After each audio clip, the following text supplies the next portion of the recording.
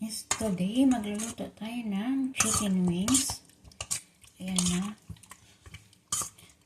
Pasensya ko na kaya hindi ko napakita sa inyo yung paano kong ginawa. Siyempre, hinugasan natin yung ating manok.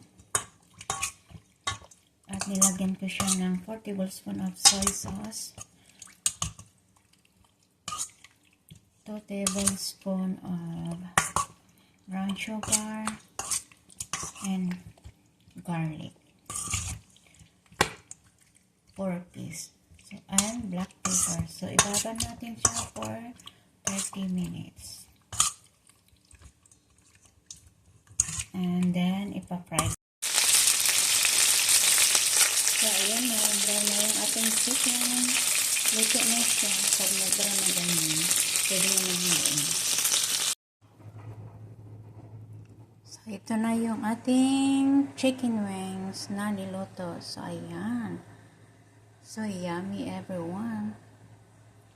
Tasty. That's it everyone.